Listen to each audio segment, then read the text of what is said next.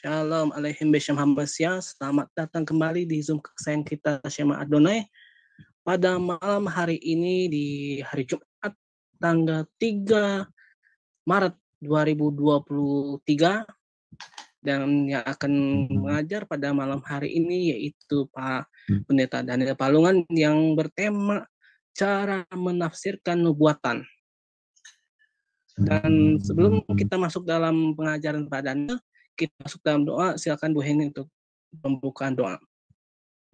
Baik, Bapak Ibu yang terkasih di dalam Tuhan, sebelum kita masuk di dalam pelajaran, hari ini adalah pelajaran yang kedua dari eskatologi. Kita satukan hati di dalam doa. Bapa Surgawi yang kami sembah di dalam nama Tuhan Yesus, kami sangat bersyukur dan berterima kasih kalau pada saat waktu indah ini, malam waktu Indonesia, pagi bagi kami di Amerika ini, berkumpul bersama-sama di Zoom Shema Adonai. Bapak, kami mau belajar mengenai pelajaran eskatologi yang akan dibawakan oleh hamba-Mu, Pak Daniel. Bapak, urapi kami semua agar kami bisa fokus ya Bapak, dan kami diberikan karunia untuk menyerap pelajaran ini agar kami bisa lebih punya wawasan tentang pengetahuan firman-Mu. Bapak Surgawi, berkati hamba-Mu secara khusus, urapi Bapak agar Pak Daniel dapat menyampaikan firman ini, pengajaran ini kepada kami oleh pertolongan yang dari Engkau. Terima kasih Bapa, kami percaya seluruh tim Shema Adonai dapat bekerja dengan baik, itu karena kasih dan anugerah-Mu. Bahkan Engkau memberkati Reza Tuhan yang akan menjadi moderator Tuhan. Pimpin dia agar dia bisa Bapa membawa acara ini, memimpin acara ini dengan baik oleh pertolongan-Mu. Terima kasih Bapa, kami serahkan semuanya di dalam tangan kasih-Mu dan di dalam nama Yesus kami berdoa. Amin. Amin, amin. Terima kasih Bu Heni untuk doa pembukanya. Saya mau nyapa dulu Pak Daniel. Shalom Pak, gimana kabarnya? Baik Reza, puji Tuhan ya. Ya. Oke, Pak Daniel untuk pemaparannya malam hari ini. Selamat malam saudara-saudara yang terkasih di dalam Tuhan. Selamat berjumpa kembali ya. Semoga kita semua dalam keadaan yang sehat. Amin.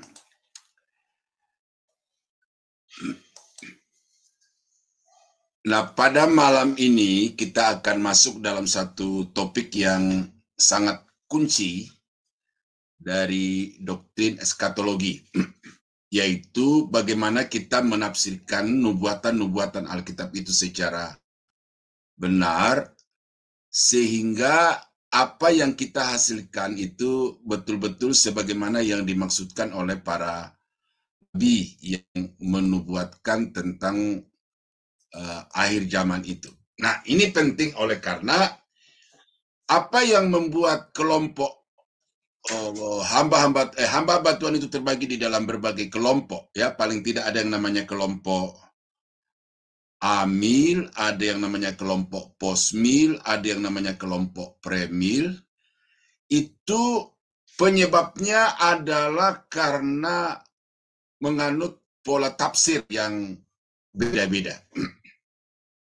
Nah, tentu di sini saya tidak akan membahas panjang lebar tentang pola tafsir dari masing-masing kelompok itu, tetapi yang saya perlu angkat adalah pola tafsir yang saya sendiri anut dan saya percayai, dan tentu ini bukan berdasarkan pikiran pribadi, tetapi ini ditunjang dengan data-data dari Alkitab dan berbagai referensi ya dari buku-buku yang ditulis oleh hamba-hamba Tuhan yang dikasih karunia khusus untuk memahami dan mendalami doktrin eskatologi ini, dan mereka-mereka adalah penulis-penulis yang karya mereka itu diakui tingkat dunia ya. Buku-buku mereka menyebar di sekolah-sekolah tinggi teologi ya, dan karena itu saya yakin bahwa apa yang saya akan ajarkan ini kepada Bapak Ibu sesuatu yang punya dasar yang sangat kuat. Nah, tetapi sebelum saya masuk kepada pola tafsir yang saya anut, saya sampaikan dulu yang saya tidak anut, tetapi ini yang menjadi sumber masalah, ya, perbedaan antara kelompok premil dengan amil dan posmil, yaitu penafsiran secara alegori, ya, yaitu bahwa Alkitab itu tidak memiliki makna yang historis, yang literal, tetapi harus dicarikan makna rohaninya. Ya, setiap kata-kata, setiap ungkapan-ungkapan dalam Alkitab itu harus dicarikan makna rohaninya. Nah, khusus berkait dengan eskatologi, ya, yang milenium itu, ya, kerajaan mesianik di atas muka bumi selama 1000 tahun itu, itulah yang menjadi pokok atau titik pangkal pemisahan kelompok-kelompok tadi itu.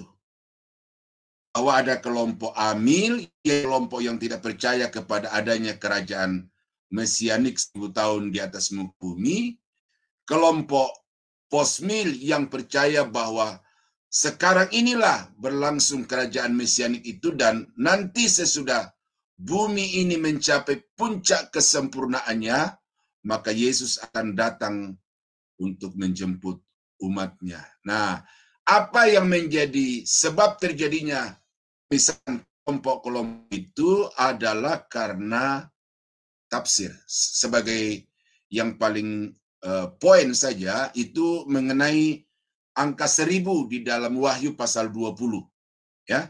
Karena memang hanya Wahyu pasal 20 yang menyebutkan tentang angka 1000, yang dijelaskan oleh Rasul Yohanes bahwa Yesus akan memerintah di atas muka bumi ini selama 1000 tahun. Nah, kemudian orang-orang amil mengatakan bahwa 1000 tahun itu tidak dalam secara literal, tetapi itu adalah sebuah simbol dari satu jangka waktu. Nah, jadi 1000 tidak boleh ditafsirkan sebagai angka 1000, tetapi 1000 itu adalah sebuah ungkapan yang menyatakan tentang satu jangka waktu.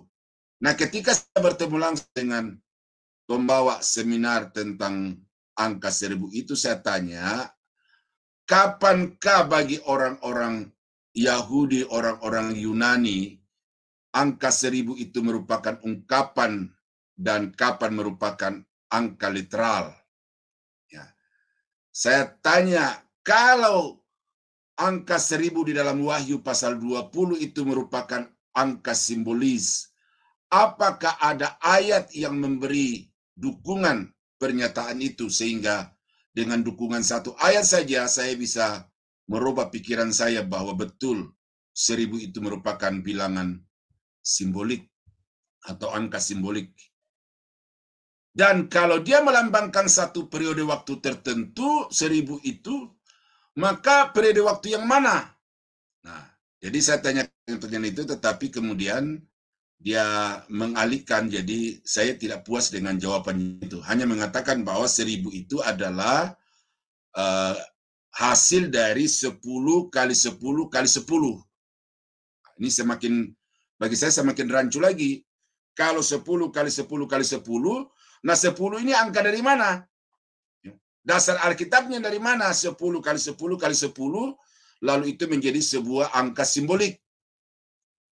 Kalau untuk mendapatkan angka 1000, kenapa tidak 500 kali 2? Kenapa tidak langsung 100 kali 10? Kenapa harus 10 kali 10 kali 10?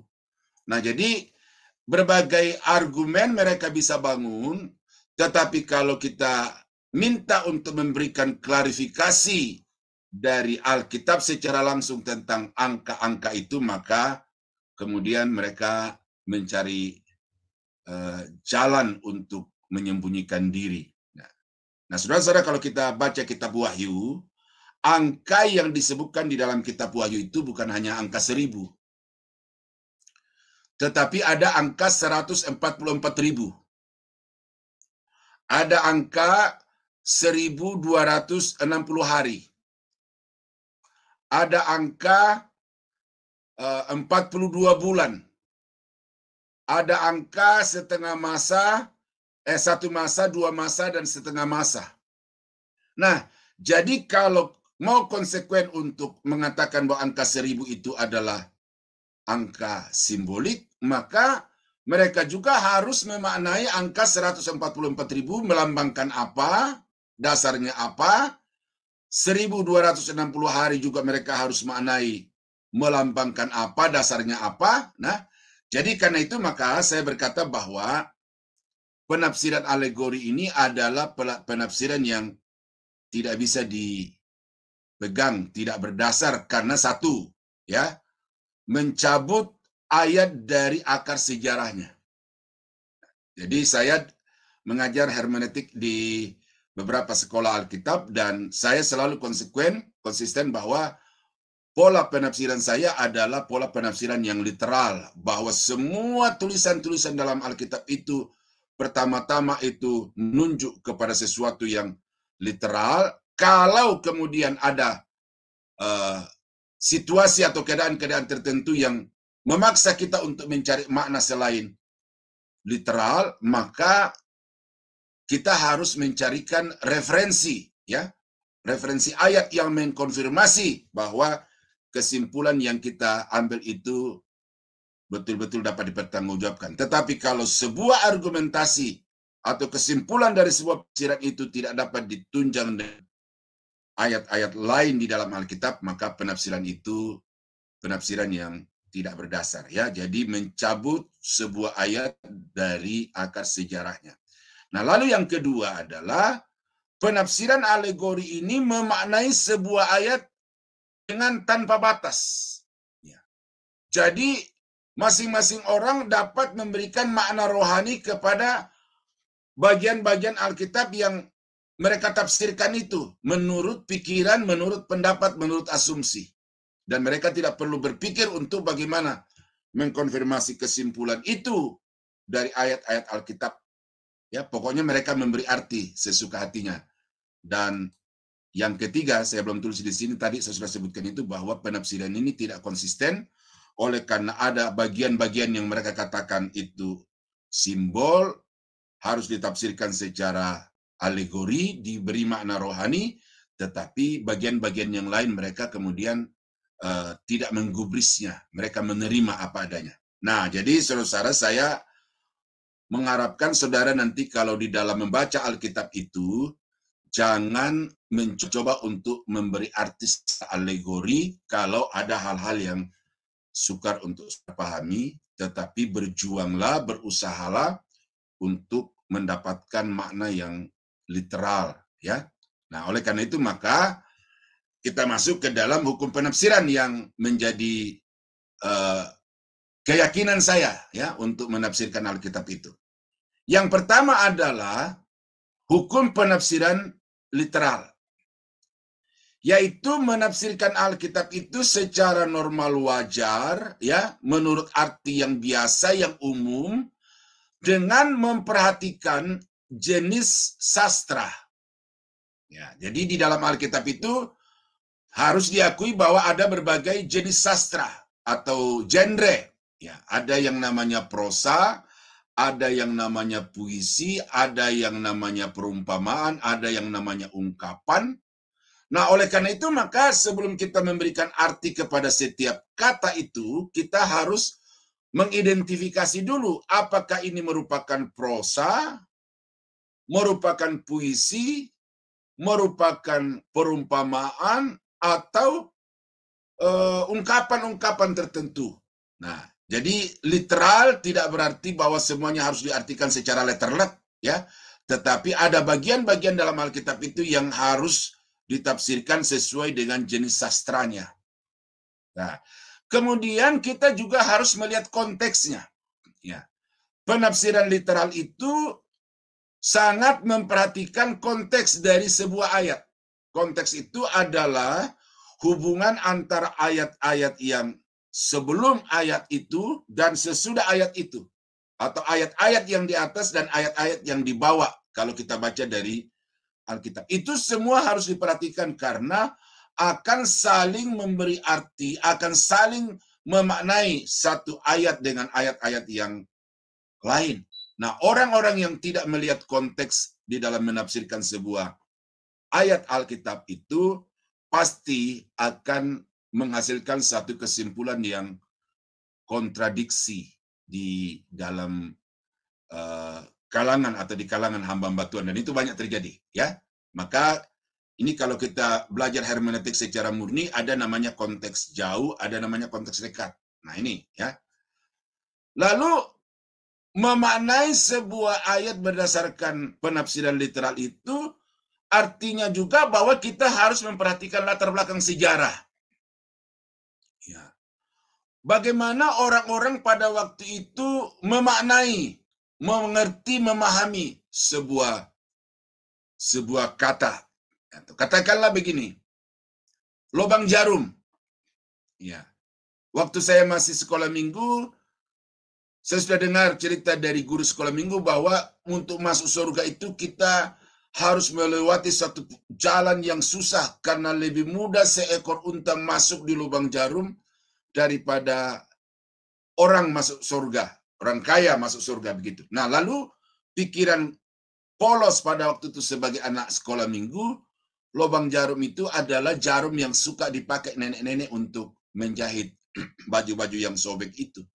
Tetapi ternyata yang dimaksud oleh Alkitab dengan lubang jarum itu adalah sebuah pintu untuk orang bisa keluar masuk ke kota Yerusalem itu pada waktu malam, karena pintu-pintu gerbangnya itu dibuka pada siang hari dan pada malam hari pintu-pintu gerbang itu ditutup. Tetapi untuk orang yang datang atau pulang kemalaman maka ada pintu alternatif. Nah, itulah salah satunya yang disebut sebagai lubang jarum, yang kalau unta masuk itu memang betul-betul harus berjuang dengan keras. Nah, jadi memahami latar belakang sejarah dari sebuah teks itu sangat menentukan arti terhadap teks yang kita baca itu. Nah, kemudian penafsiran literal berarti bahwa kita juga harus mencari dan memahami apa maksud penulis di dalam tulisan-tulisannya itu. Nah, ini kalau tidak dipahami pola penafsiran yang literal ini, saudara, maka ini yang kemudian orang secara sembrono, ya, sembrono itu bahasa Jawa ya, sembrono itu artinya serampangan, sembarang ya, memaknai sebuah teks di dalam Alkitab itu. Dan ini menurut pengamatan atau penemuan saya, ini yang terjadi di berbagai gereja-gereja Tuhan di Indonesia, dan ini yang terjadi di YouTube ya, pengkhotbah-pengkhotbah yang memaknai sebuah ayat itu menurut pikiran sendiri tanpa harus mencari apa yang menjadi tujuan penulis dari teks itu ya. Seperti contoh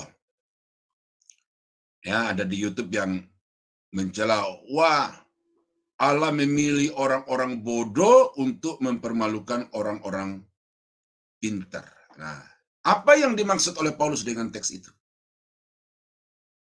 Kalau begitu, kita kemudian harus berlomba-lomba di orang bodoh, karena Allah memilih orang bodoh untuk mempermalukan orang-orang pintar. Ya. Di bagian yang lain, Paulus berkata, janganlah kamu bodoh. Tuh, ya kan? Jadi memanai Paulus kepada jemaat Korintus memilih orang bodoh untuk mempermalukan orang pintar, itu di dalam situasi pada waktu itu orang-orang Yunani ya, yang begitu bangga dengan filsafatnya, yang menganggap bahwa dengan filsafat mereka bisa mencapai surga. Semakin tinggi filsafatnya, mereka semakin dekat atau semakin mudah untuk masuk surga. Nah, karena itu mereka menganggap orang-orang Yahudi itu orang bodoh. Karena untuk masuk surga cukup percaya kepada Yesus yang mati di atas kayu salib. Nah, berarti yang dimaksud dengan orang-orang bodoh di sini bukan orang-orang yang tanpa pengetahuan sebenarnya atau orang-orang yang tidak sekolah, tetapi orang-orang yang bodoh yang dimaksudkan Paulus di dalam nats itu adalah orang-orang yang dianggap bodoh oleh orang-orang Yunani. Dalam hal ini adalah orang-orang Yahudi yang telah beriman kepada Yesus Kristus yang mati di atas kayu salib. Nah, sehingga Paulus berkata bahwa salib itu adalah kekuatan Allah. Nah, ini yang menjadi kelebihannya orang-orang Kristen yang berlatar belakang Yahudi itu, oleh karena mereka tidak membanggakan filsafat, mereka tidak membanggakan pengetahuan, tetapi mereka percaya kepada kuasa salib yang sanggup untuk menyelamatkan dari dosa dan masuk di dalam kerajaan Allah. Nah, jadi ini saudara, ya, di dalam nubuatan juga begitu. Nubuatan tentang doktrin akhir zaman itu perlu kita melihat dari sisi penulis itu. Apa yang dimaksud gitu. Nah, kalau kita tidak mencoba untuk memahami maksud itu, maka akhirnya kita akan menemukan satu penafsiran atau kesimpulan yang jauh dari maksud sesungguhnya. Nah, yang kedua, apa yang menjadi cara untuk menafsirkan nubuatan-nubuatan dalam Alkitab itu adalah yang disebut sebagai prinsip law of double reference, ya. Prinsip penggenapan ganda.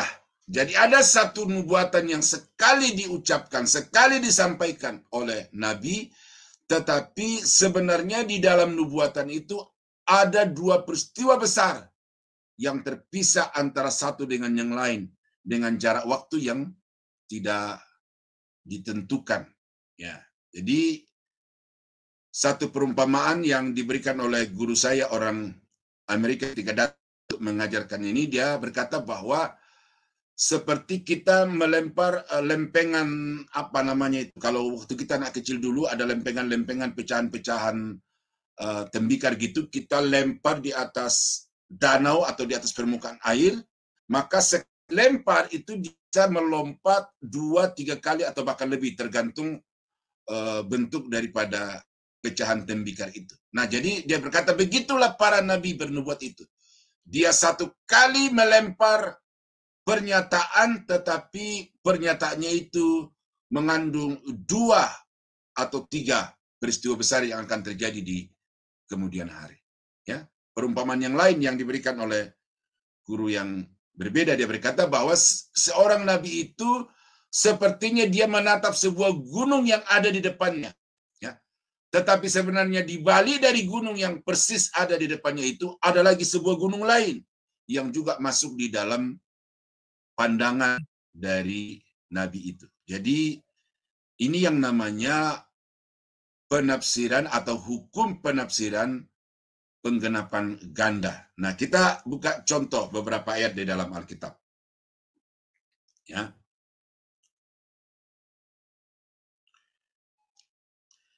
Yesaya pasal 9 ayat 5 dan 6.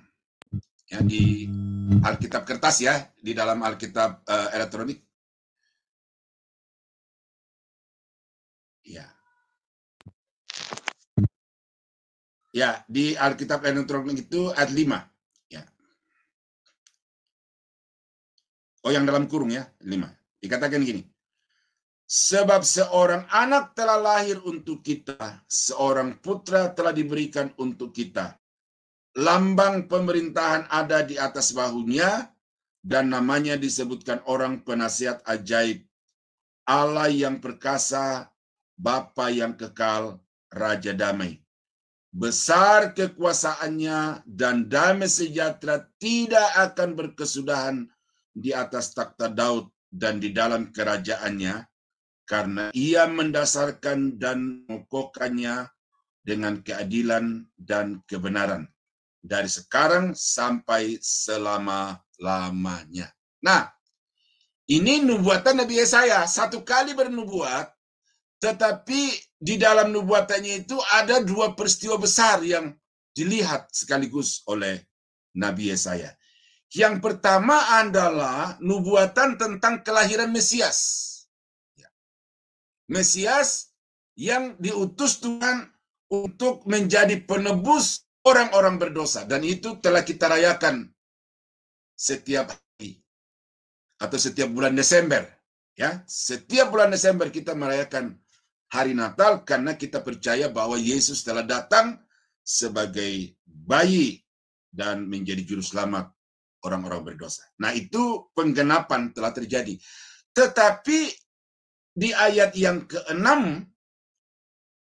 ya, besar kekuasaannya dan damai sejahtera tidak akan berkesudahan di atas takhta Daud dan di dalam kerajaannya. Nah, jadi Yesaya melihat bayi yang akan lahir untuk menjadi juru selamat karena dia akan mati di atas kayu salib, tetapi pada waktu yang bersamaan dia melihat anak Daud akan duduk di atas takhta kerajaan untuk memerintah atas seluruh bumi, dan pemerintahannya itu tidak akan tergoyahkan oleh karena dia mendasarkannya di atas keadilan dan kebenaran, dan kerajaannya itu akan bertahan sampai selama-lamanya. Nah, ini belum terjadi. Kita masih sedang menunggu kapan ini akan terjadi. Ini yang di dalam perjanjian lama itu sebagai kerajaan Mesianik, pemerintahan mesianik yang akan terjadi di waktu akan datang. Nah, kalau orang tidak bisa memilah dua peristiwa besar ini dalam satu nubuatan, maka kemudian akan menjadi kacau. Nah, satu contoh yang saya temukan di YouTube itu, ada ustadz yang mengklaim ayat ini, bahwa sebenarnya yang dimaksud dengan pemerintah disebutkanlah Yesus, dan ayat ini dibuatkan bukan untuk Yesus, tetapi ayat ini menubuat tentang Muhammad, oleh karena Yesus tidak mendirikan kerajaan, tetapi Muhammad mendirikan kerajaan. Nah, jadi bebas dia menerjemahkan tanpa melihat aspek-aspek yang meliputi dari nubuatan itu. Nah, jadi karena itu saudara, maka mari kita mempelajari nubuatan itu dengan melihat satu pola nubuatan dari Nabi adalah satu kali bernubuat, tetapi penggenapannya terjadi dua kali. Yang satu sudah terjadi dan yang satu masih akan tunggu untuk digenapi. Nah, contoh yang kedua, di dalam Yoel pasal 2 ayat yang ke-28. Ini berbicara juga tentang hal-hal yang akan datang. Ya, akan datang dilihat dari waktu di mana Nabi Yoel hidup. Ya, bukan dilihat dari waktu kita sekarang ini tahun 2023, tetapi dihitung akan datang dari masa di mana Yoel diutus sebagai nabi Tuhan. Ya, lalu dia berkata, ya, kemudian daripada itu akan terjadi bahwa aku akan mencurahkan rohku ke atas semua manusia, maka anak-anakmu laki-laki dan perempuan akan bernubuat. Orang-orangmu yang tua akan mendapat mimpi, teruna-terunamu akan mendapat penglihatan. Juga ke atas hamba-hambamu laki-laki dan perempuan akan kucurahkan rohku pada hari-hari itu. Aku akan mengadakan mujizat-mujizat di langit dan di bumi, darah dan api dan gumpalan-gumpalan asap. Matahari akan berubah menjadi gelap gulita dan bulan menjadi darah sebelum datangnya hari Tuhan yang hebat dan dahsyat itu. Dan barang siapa yang berseru kepada nama Tuhan akan diselamatkan, sebab di Gunung Sion dan di Yerusalem akan ada keselamatan, seperti yang telah difirmankan Tuhan, dan setiap orang yang dipanggil Tuhan akan termasuk orang-orang yang terlepas. Nah, jadi saudara melihat di sini, Yoel menubuatkan satu kali dari ayat yang ke-28 sampai dengan ayat yang ke-32.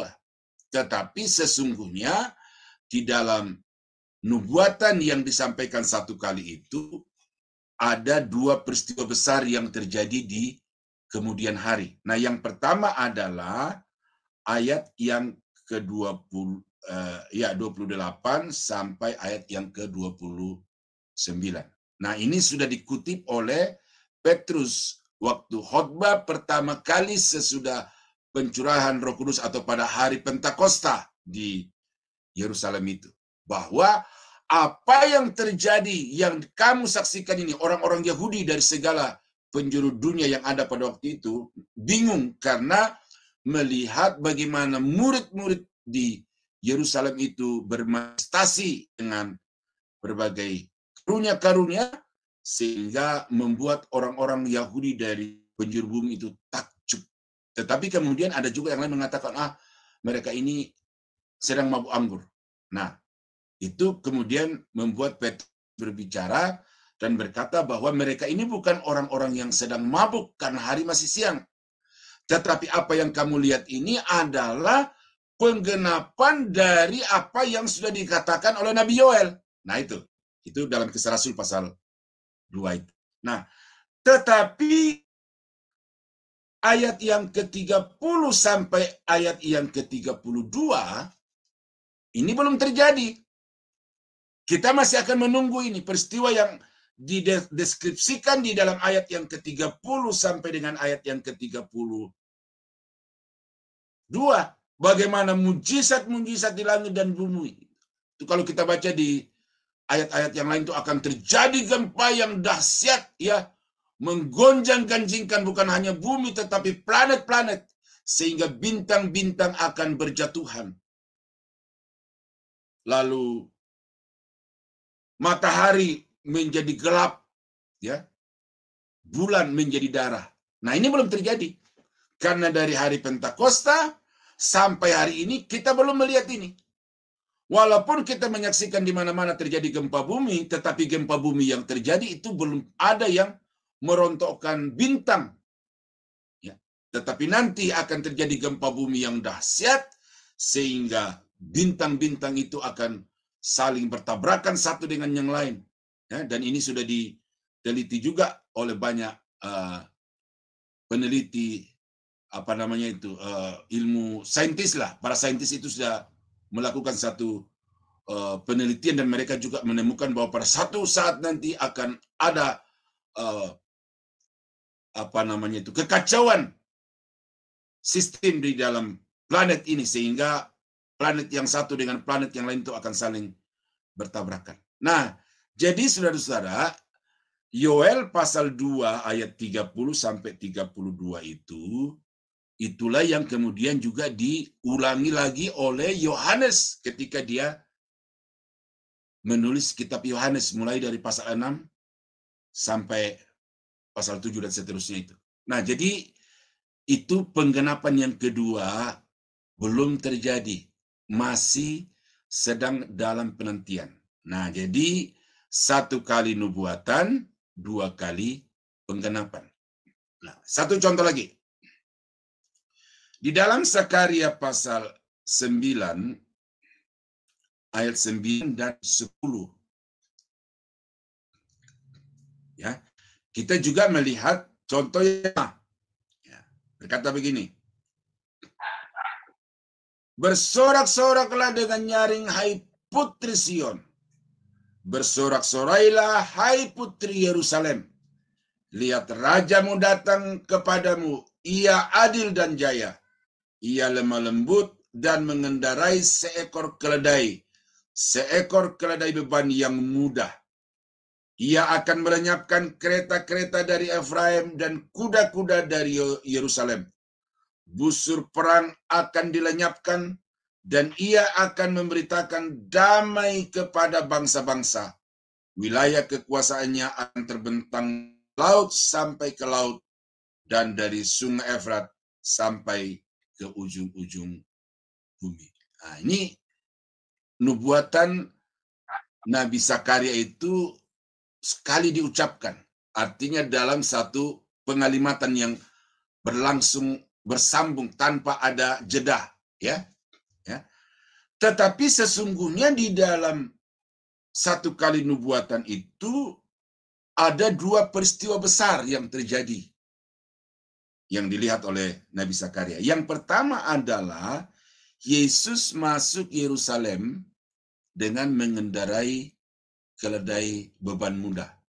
Itu yang kita baca itu di dalam Injil Matius itu, dia masuk dengan diiringi oleh begitu banyak orang yang menyambutnya dengan antusias, lalu mereka menyanyikan, Hosana, diberkatilah dia yang datang di dalam nama Tuhan.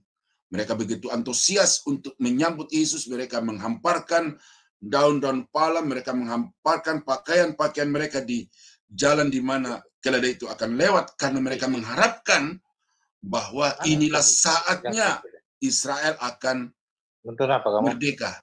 Israel akan bebas dari penjajahan kerajaan Romawi. Tetapi nyatanya sampai Yesus mati di atas kayu salib, harapan itu tidak menjadi kenyataan. Nah, karena itu tidak lama kemudian ada suara-suara yang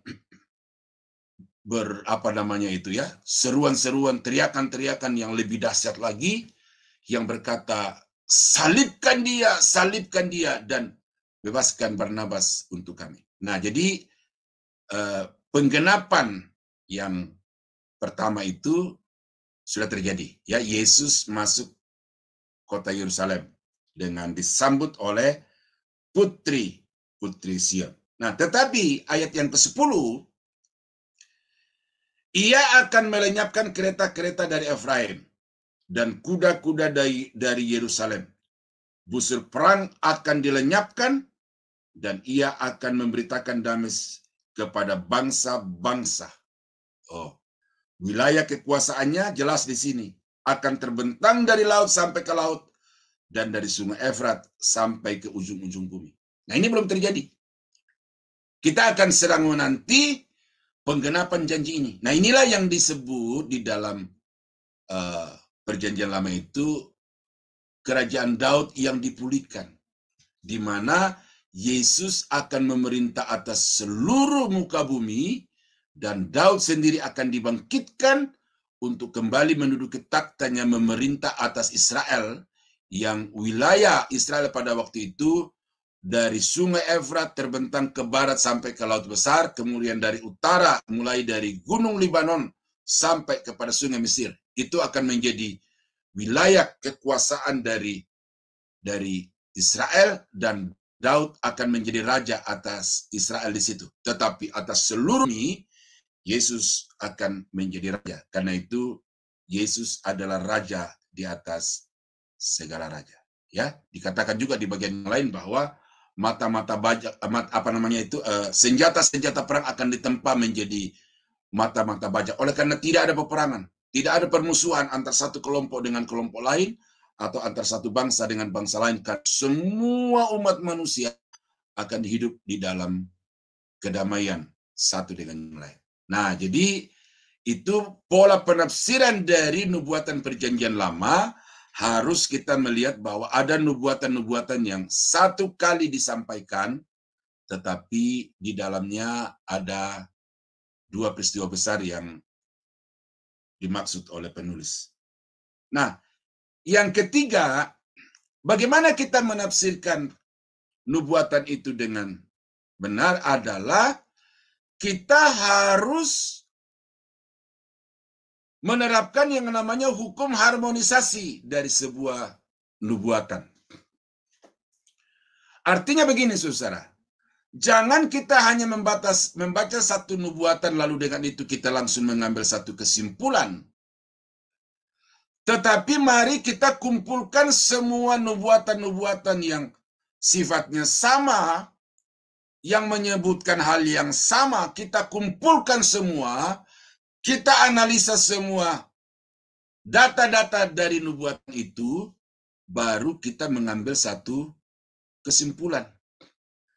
Karena apa yang menjadi persoalan di dalam penafsiran nubuatan sekarang ini adalah masing-masing pendeta mengambil satu nubuatan, kadang-kadang hanya terdiri dari satu ayat.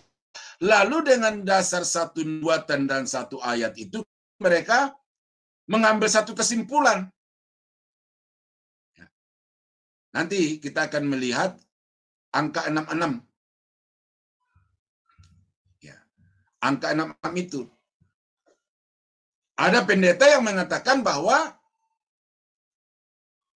angka 66 itu terjadi pada tanggal 6 bulan 6 tahun 2022. Nah, ini yang terakhir ya, kasus penafsiran dari angka 66 yang terakhir yang saya temukan itu oleh seorang pendeta yang cukup dikenal di Indonesia, tetapi saya mengenalnya sebagai pendeta pengajar eskatologi yang kacau balau itu, karena ada beberapa perkataannya di YouTube yang dia sudah berani lantang menyatakan, tetapi semua meleset. Nah, yang terakhir itu adalah tanggal 6 bulan 6 tahun 2022.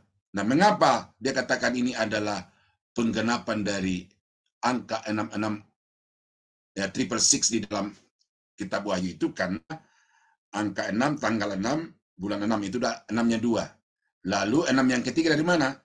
2022. Nah, kalau 2 tambah 2 tambah 2 itu 6. Nah, lalu dia katakan ini akan terjadi sesuatu yang dahsyat pada tanggal 6 bulan 6 tahun 2022. Lewat, tidak terjadi apa-apa. Nah, jadi hanya melihat angka 666 di dalam Wahyu. Lalu kemudian dia tafsirkan angka itu sesuka hati. Dia kaitkan dengan yang terjadi sekarang ini. Ya. Juga dengan penanaman mikrochip. Ya, ini sudah 2 gelombang ini terjadi di Indonesia. Pernah terjadi beberapa tahun yang lalu, tapi yang baru-baru ini mungkin setahun yang lalu itu terjadi lagi di Indonesia, bahwa secara teknologi itu orang tidak lagi kemana-mana bawa KTP, bawa uang, tetapi cukup dengan menanamkan mikrochip itu ke dalam tubuhnya, maka dia sudah bisa melakukan satu transaksi di mana-mana atau di mana saja dia suka dan dia perlu. Nah, lalu kemudian pendeta-pendeta di Indonesia cukup bereaksi terhadap peristiwa itu. Lalu dia katakan ini adalah angka antikris, ini ada pola antikris, dan ini sudah saatnya antikris yang bekerja, oleh karena sudah ditanamkan ke dalam tubuh manusia mikrochip yang di dalamnya tersimpan semua data-data, dan manusia tidak bisa menjual, tidak bisa membeli kecuali dengan mikrochip itu. Tetapi mereka hanya melihat itu dengan satu ayat. Jadi mereka belum melihat bagian-bagian atau nubuat-nubuat yang lain yang bersama-sama menyoroti tentang peristiwa atau zaman kesusahan besar itu.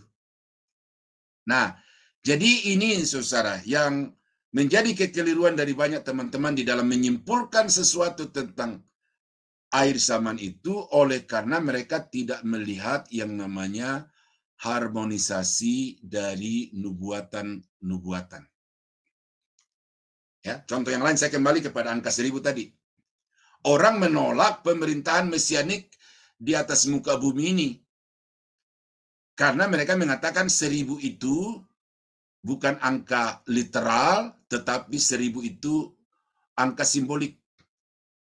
Tetapi mereka tidak melihat bahwa di dalam perjanjian lama, dalam perjanjian baru selain kitab Wahyu, ya, ada begitu banyak ayat, ada begitu banyak nubuat yang menyatakan bahwa Yesus akan datang untuk memerintah di atas muka bumi ini sebagai raja di atas segala raja, dan dia akan memerintah bersama-sama dengan saleh-salehnya. Nah, jadi dengan hanya melihat satu ayat, melupakan banyak ayat yang mungkin puluhan ayat yang lain itu yang berbicara tentang hal yang sama, mengakibatkan pengambilan kesimpulan yang salah. Nah, jadi karena itu nanti saudara saya akan memperlihatkan kepada saudara bagaimana ayat-ayat Alkitab itu berbicara satu hal tetapi oleh banyak nabi-nabi, ya. Contoh begini, satu contoh yang sudah digenapi, ya. Kejadian pasal 3 ayat 15. Bagaimana Musa menubuatkan tentang Yesus yang akan dipagut tumitnya oleh ular, ya, oleh ular itu. Lalu Yesaya menubuatkan tentang anak domba di dalam Yesaya pasal 53. Ya. Jadi kita harus membaca beberapa ayat di dalam Alkitab yang berbicara tentang bagaimana Yesus akan mati di atas kayu salib. Dan itu bukan hanya oleh satu nabi, tetapi oleh beberapa nabi yang berbicara hal yang khusus. Nah, ini yang dimaksudkan bahwa hukum harmoni itu adalah kita kumpulkan ayat-ayat, nubuat-nubuat dalam perjanjian lama yang menubuatkan tentang kisah penyaliban Yesus. Atau berbicara tentang kisah kelahiran Yesus.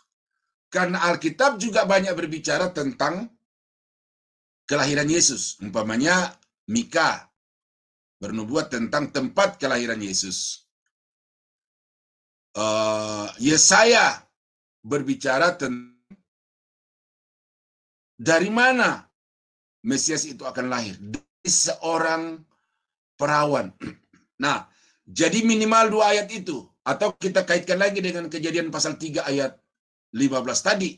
Bahwa keturunan perempuan itu. Nah, kan ada seorang yang lahir yang akan menghancurkan kepala ular itu. Nah, jadi 3 ayat itu kita kumpulkan untuk kita ambil satu kesimpulan.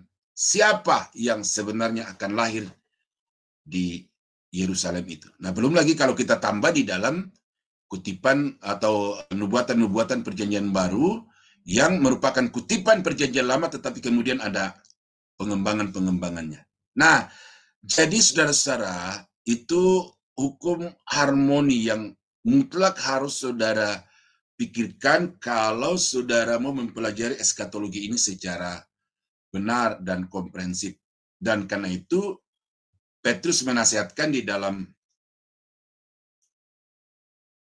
2 Petrus 1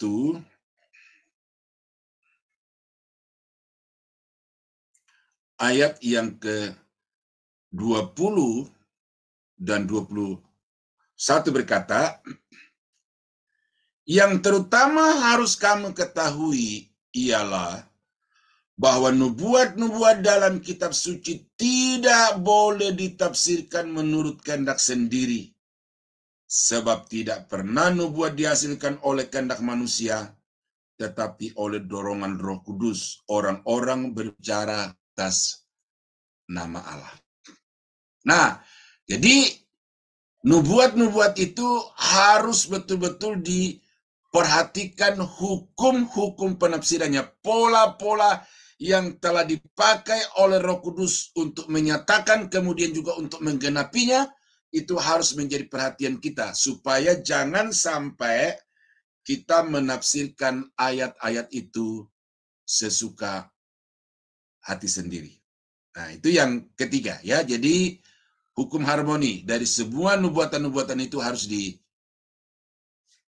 sebagai satu dasar untuk menafsirkan doktrin akhir zaman. Nah, lalu yang berikut adalah tafsirkanlah nubuatan-nubuatan itu secara kronometris. Ya. Secara kronometris. Artinya bahwa penggenapan setiap nubuatan di dalam Alkitab itu sudah ditentukan oleh Tuhan sendiri. Kapan itu akan digenapi? Ya. Jadi kronometris itu dari kata kronos dan metron. Kronos itu waktu, metron itu ukuran. Jadi ada ukuran waktu, ada penetapan waktu. Ditetapkan oleh Tuhan sendiri penggenapan dari nubuatan itu. Dan kalau kita salah di dalam memahami waktu penggenapan dari nubuatan itu, maka itu juga akan menjadi faktor terjadinya kekacauan di dalam penafsiran doktrin akhir zaman. Saya kasih contoh. Ya. Bentar ya.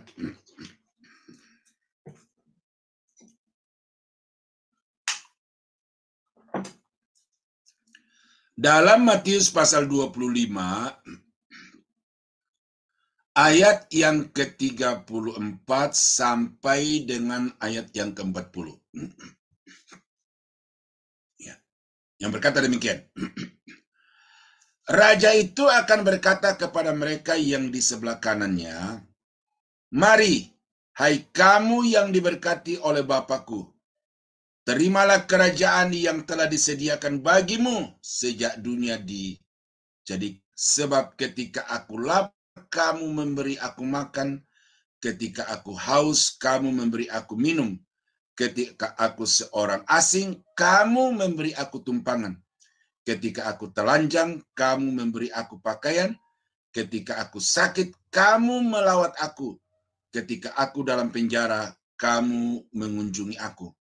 Maka orang-orang benar itu akan menjawab dia, katanya, "Tuhan, bila manakah kami melihat engkau lapar dan kami memberi engkau makan, atau haus dan kami memberi engkau minum? Bila manakah kami melihat engkau sebagai orang asing, kami memberi engkau tumpangan, atau telanjang dan kami memberi engkau pakaian?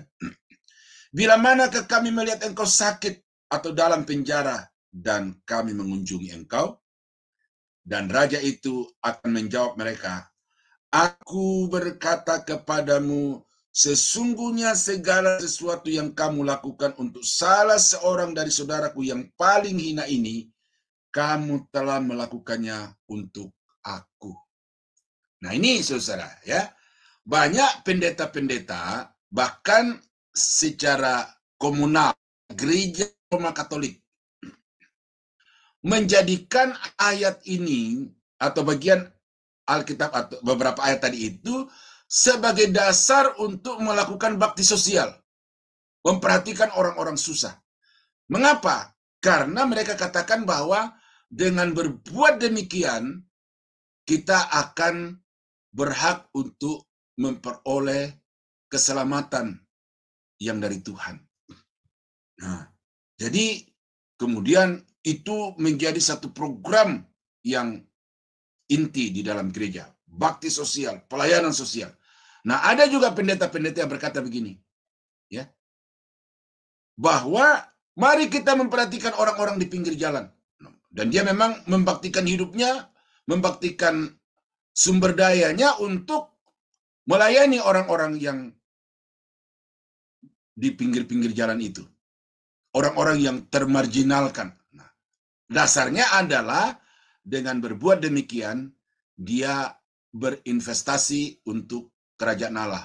Dia berusaha untuk mendapatkan tiket masuk surga dengan melakukan perbuatan baik kepada orang-orang yang tidak beruntung itu. Nah, apakah ayat ini dimaksudkan untuk sekarang? Gitu loh. Itu pertanyaannya. Nah, ini yang dikatakan tadi bahwa kita harus menempatkan ayat-ayat itu di dalam periode waktu yang sudah ditetapkan oleh Tuhan sendiri. Kalau kita menggeser periode waktu itu sesuai dengan asumsi kita, maka ini berbahaya. Nah, jadi akhirnya muncul doktrin keselamatan karena perbuatan baik. Padahal Alkitab mengatakan bahwa kamu diselamatkan bukan ke perbuatan baik, tetapi oleh anugerah Allah. Nah, jadi banyak implikasi ya dari kesalahtafsiran itu yang mengacaukan doktrin Kristen. Nah, karena itu maka ayat ini perlu kita lihat kapan ini terjadi. Ya. Kalau kita baca di judul perikopnya adalah penghakiman terakhir. Nanti kita akan ketemu ada 5 penghakiman. Ya. Tetapi salah satu dari penghakiman itu yang akan kita bahas di sini. Tetapi ambil dulu di sini dalam kaitannya dengan menafsirkan Alkitab itu secara kronometris. Artinya menempatkan ayat-ayat itu di dalam periode waktu yang memang dimaksudkan oleh Tuhan sendiri. Nah, ayat ini berbicara tentang peristiwa yang terjadi di akhir dari masa tribulasi. Ya. Ada masa tribulasi, kemudian di ujung masa tribulasi itu ada penghakiman. Nah, situ nanti terjadi penghakiman malaikat, penghakiman Israel, dan penghakiman bangsa-bangsa. Nah, ini penghakiman bangsa-bangsa. Ya, bangsa-bangsa ini dihakimi apa? Ya, satu, dipisahkan mana yang benar, mana yang tidak benar. Mana domba, mana kambing. Domba ditempatkan di sebelah kanan, dan kambing di sebelah kiri. Domba adalah orang-orang dari bangsa-bangsa bukan Yahudi yang sudah menjadi percaya kepada Yesus karena peristiwa-peristiwa yang terjadi pada masa tribulasi itu. Nah, oleh karena mereka percaya kepada Mesias pada masa tribulasi, maka masa yang sukar, masa yang sulit itu, mereka mengekspresikan atau mengungkapkan iman mereka itu dengan berbuat baik kepada orang-orang Yahudi yang menjadi musuh atau seteru utama dari antikris pada periode itu. Nah, orang-orang menunjukkan kepada orang-orang Yahudi itu tidak gampang, saudara. Ya. Kalau sekarang ini kita pergi berbagi makan kepada orang-orang marginal atau pergi membawa sumbangan kepada panti asuhan, panti jompo, dan lain sebagainya, itu tidak ada masalah. Ya. Tetapi pada masa antikris, kalau ada seseorang yang menunjukkan kebaikan kepada musuhnya antikris, otomatis oleh antikris orang itu dianggap juga sebagai musuh, dan orang itu ada di dalam ancaman taruhan nyawa. Nah, tetapi orang-orang dari bangsa-bangsa lain, mereka tidak lagi peduli nyawa mereka, tetapi yang mereka sekarang pedulikan adalah membuktikan atau mengungkapkan, mengekspresikan iman mereka itu dengan melakukan perbuatan baik kepada saudara Yesus. Saudara Yesus di situ adalah orang-orang Yahudi yang masuk di dalam masa aniaya, masa antikris itu. Nah, dengan dasar perbuatan baik itulah, iman yang dinyatakan dalam perbuatan baik itulah, maka Yesus mengatakan, mari masuklah ke dalam kerajaan yang telah disediakan Allah bagi kamu sejak dunia diciptakan. Nah, jadi menempatkan Matius pasal 25 ayat yang ke-34-40 itu tidak sekarang, saudara. Tetapi itu harus ditempatkan di masa tribulasi. Ya. Masa kesusahan besar, masa antikris. Ya. Jadi sekarang itu kalau diterapkan, ya keselamatan itu begitu hanya dengan berbagi nasi bungkus, hanya dengan berbagi pakaian bekas, masuk surga. Padahal keselamatan itu tidak semurah itu, saudara. Selamatan itu nyawa. Ya. Dan siapa nyawa yang telah dikorbankan untuk menyelamatkan kita? Nyawa dari anak Allah itu sendiri. Nah, jadi itu satu contoh konkret yang saya mau sampaikan ini, bahwa memahami sebuah nubuatan itu harus dipahami di dalam konteks waktu yang sudah ditetapkan oleh Tuhan sendiri. Nah, contoh yang kedua, di dalam Yesaya pasal 60 ayat 6 dan 7. Ya.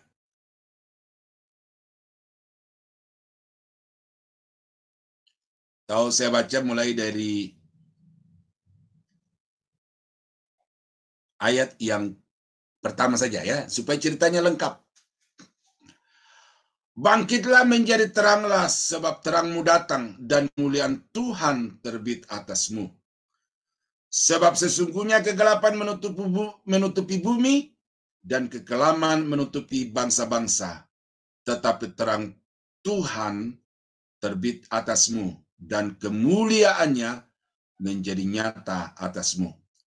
Bangsa-bangsa berduyun-duyun datang kepada terangmu, dan raja-raja kepada cahaya yang terbit bagimu.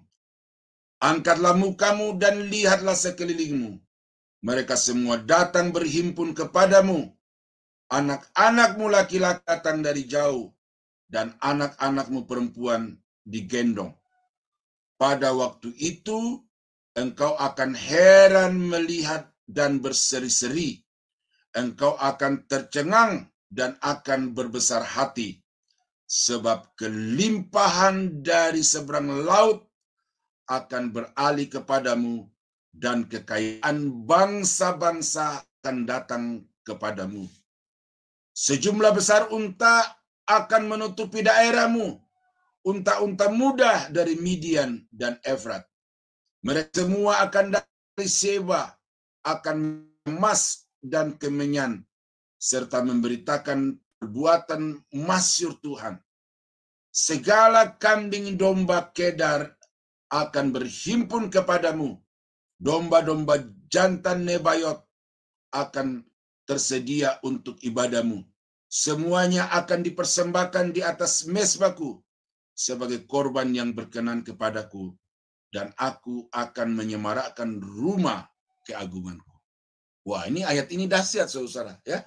Karena itu pengkhotbah-pengkhotbah di Indonesia, khususnya di Jakarta yang saya dengar berkali-kali itu, dia berkata, saudara-saudara, percayalah kepada Tuhan bahwa Tuhan akan berkati engkau berlimpah-limpah, karena kambing domba dari Bani Kedar akan dikirimkan Tuhan kepadamu, dan ini saatnya penggenapan dari janji itu.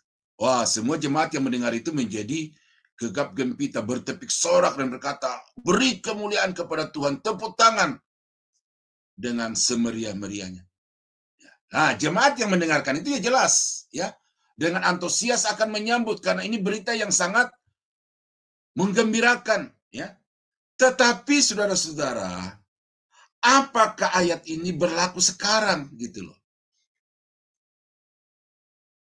Itu pertanyaan besarnya. Karena menurut saya ayat ini tidak dimaksudkan di tahun 2023 atau di abad yang ke-21 ini. Ini akan terjadi pada masa yang akan datang. Bagaimana indikasi-indikasinya? Yang pertama adalah bangsa Israel dari berbagai penjuru bumi akan dikembalikan Tuhan ke tanah perjanjian. Mereka akan diberkati Tuhan dengan kemuliaan sehingga bangsa-bangsa akan merasa takut dan hormat kepada umat Tuhan itu. Lalu pada waktu itulah maka bangsa-bangsa akan datang berduyun-duyun untuk membawa harta dipersembahkan kepada bangsa Israel. Nah, jadi tunggu dulu.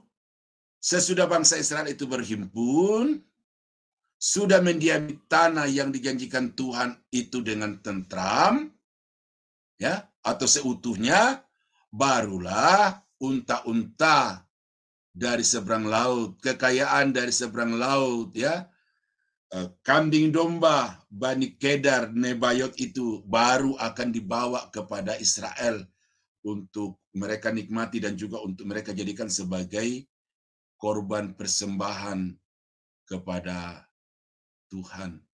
Nah, jadi ada dua prinsip di sini. Pertama, harmonisasi dari nubuatan, ya, yang tadi saya sudah sampaikan itu, bahwa unta-unta dari seberang laut itu tidak akan datang serta-merta, tetapi juga harus dikaitkan dengan nubuatan yang lain yang berkata bahwa Tuhan akan memulihkan Israel dengan membawa mereka dari tanah pembuangan kemana Tuhan telah mencerai-beraikan mereka.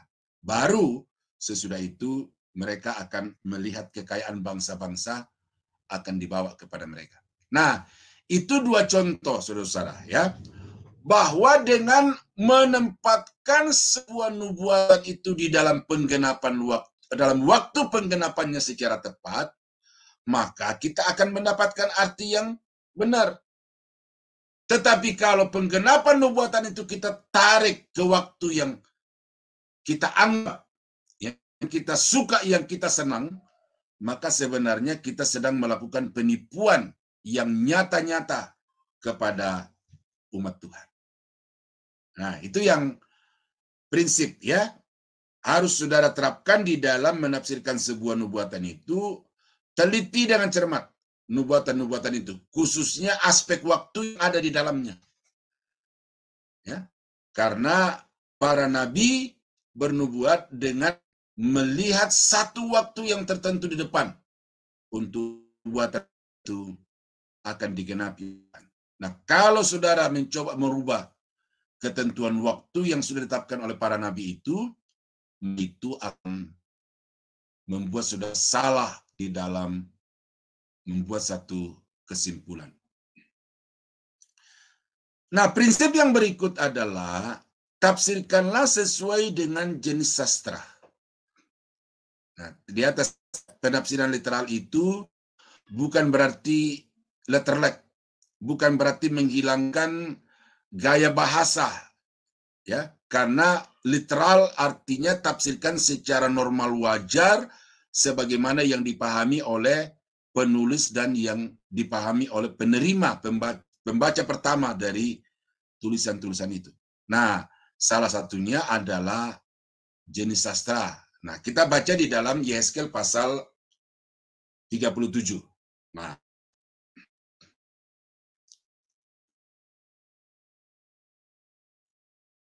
Nah, ini ada satu penyajian ya dari satu peristiwa besar secara figuratif. Ya. Yehezkel pasal 37 ayat 1 berkata demikian. Lalu kekuasaan Tuhan meliputi aku, dan ia membawa aku keluar dengan perantaraan rohnya, dan menempatkan aku di tengah-tengah lembah, dan lembah itu penuh dengan tulang belulang. Ya, ini satu vision, ya. Tetapi saya anggap ini sebagai satu penggambaran, ya.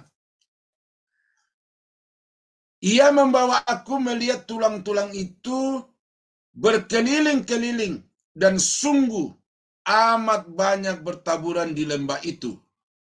Lihat, tulang-tulang itu amat kering. Lalu ia berfirman kepadaku, hai anak manusia, dapatkah tulang-tulang ini dihidupkan kembali?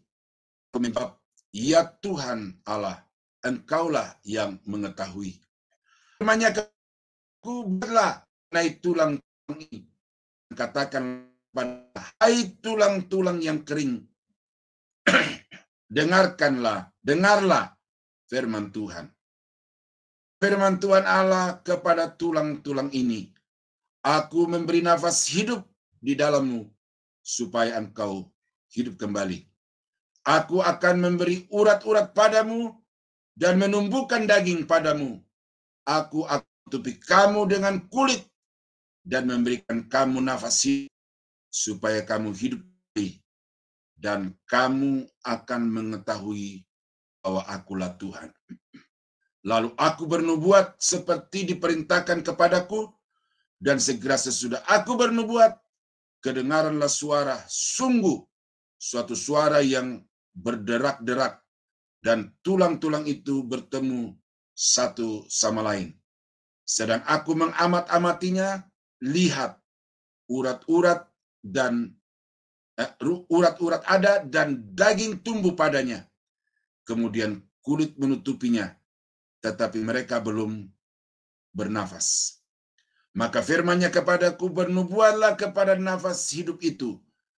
Bernubuatlah, hai anak manusia, dan katakanlah kepada nafas itu, beginilah firman Tuhan Allah, hai nafas hidup, datanglah dari keempat penjuru angin, dan berhembuslah ke dalam orang-orang yang terbunuh ini, supaya mereka hidup kembali.